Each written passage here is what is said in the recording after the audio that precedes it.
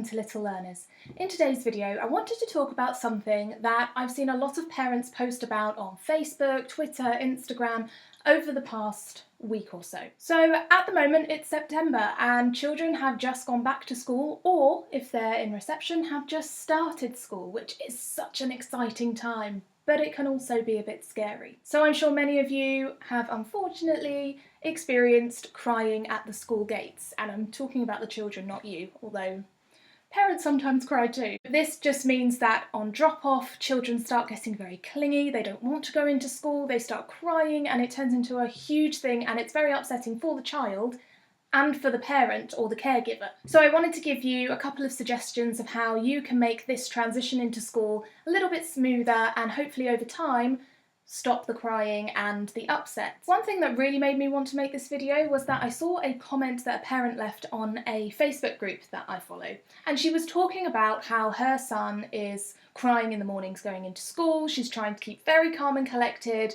but someone said something that really upset her.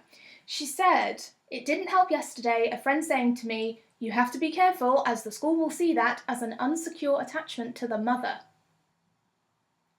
Really? First of all, that's complete and utter rubbish. And I will tell you why.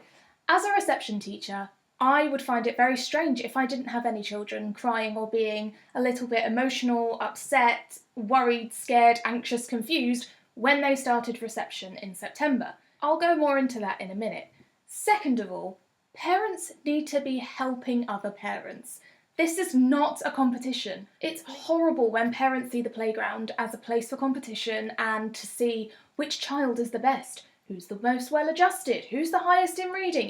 It doesn't matter. So for a parent to be going through this ordeal with their child, getting them into school and seeing them so upset, and for another parent to say that that is a cause for concern and the school will see it as an unsecure attachment to the mother, that's just not helpful, even if it was true. Please, parents, you need to be helping each other, supporting each other, because your children are all in this together, and so are you. So the reason I say that I would be confused if I didn't have any children at the beginning of the year who were struggling with the transition to reception is because the transition to reception is a huge deal. We may not see it as such, but for most children, this is the single biggest thing they've ever had to do. They have to wear a uniform, which they've probably never had to do before. They get dropped off by their parent or caregiver and told to just go. They don't know this place, they don't really know the people, they don't know the children. It's probably one of the first times that they have had to be in a classroom with 29 other children all day, which in itself is difficult. Just imagine being stuck in a room with 29 other people that you don't know and being told to go and make friends and just deal with it. Even as a parent, that's terrifying. So, here are some things you can do to make the transition in the morning to school a little bit smoother. One thing that I would definitely recommend is having a routine. Now, of course, you need a routine in the morning when you're getting ready for school, but I'm talking more about when you get to school. So try and have a positive morning. You might do breakfast, then reading, then uniform, then get your things together and go. You will have your own system in the morning. Try as much as you can to make it as little chaotic as possible, although I know with multiple children that's sometimes difficult. Even just with one child, that's often difficult. When you get to school, that is usually when children start to get quite nervous because they see the school and they think, oh my god, it's happening again, they're taking me to this place. To have a routine means you get to the school gate or the classroom door or wherever you drop your child off. If you're at a school where you need to help them put their things away first, do that first. Then have a very, very clear routine. The one I'm going to tell you now is one that I have seen in action and it worked a treat over a short period of time. Kiss, hug, high five, bye-bye. So you need to get down to your child's level, give them a kiss, then give them a hug, you have a high five, you stand up and you say, "Have a lovely day," and they go in. A lot of the time the anxiety around leaving mummy or daddy or the caregiver is that they don't actually know when that point is that mummy or daddy or the caregiver is going to leave. Really small things like that as adults we don't always think about. So the tried and tested solution for many children can be kiss, hug, high five, bye. The worst thing you can do for a child who is struggling with going to school in the morning is to let them keep having cuddles, more kisses, and let them cling to your leg and really draw out the whole experience. It might seem harsh, but the best thing to do is to keep your routine quick and then leave. As a teacher, I've even had to hold children and pick them up and take them into the classroom because they would not leave their parent.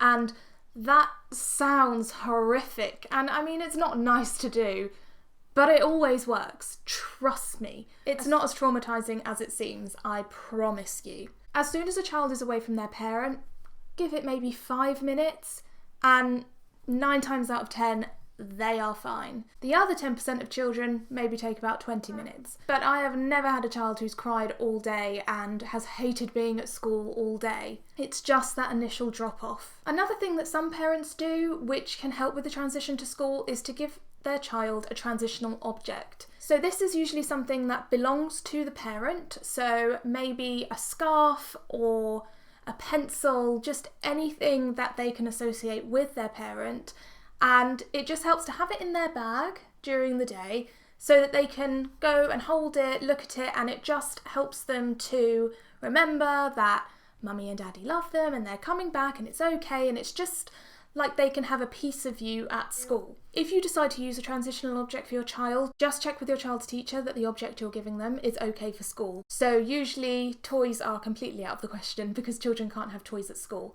But I have had some children come in with a photo of their parents, and that can really help them as well. So there are different things that you can try, and it's always a good idea to talk to your child's teacher because they have so much knowledge, they've done this before, they will know what has worked in their own school system. Because of course all schools are different. So really you just need a drop-off routine that is the same every day, is simple and only has a few steps to it. Just like the kiss, hug, high five, bye. Do not drag out the drop-off process. Use a transitional object if you think that that will be appropriate for your child, but always discuss that with the child's teacher first. And just know that it is completely normal for a child to be upset during the transition to school, particularly at the beginning of the year. And usually this will resolve itself in the matter of a few weeks. Sometimes it only takes a few days. For some children, they may cry during the morning for drop-off and then it seems to get better, and then you have a weekend and on the Monday they start tearing up again. That is also very normal because it's just kind of the shock of everything happening again. So just know that it is completely normal, you aren't doing anything wrong, and there are things you can do to help. If you have tried something with your own children for the transition at drop-off time, please do let me know in the comments below, because that is also a great opportunity for other parents to talk about it in the comments and to learn from each other. I also have a video about preparing your child for school. If your child has already started school, some of those tips are still relevant, so make sure to check that out. I will link it in the description box below. If you liked this video, please hit that thumbs up button, it really helps me out. And if you want to see more videos like this, be sure to hit the subscribe button. If you're already subscribed, you can click on the bell icon to make sure you get a notification every time I post a new video. Please share Little Learners with your friends and let me know if these tips worked for you. Thank you so much for watching, and I will see you next time.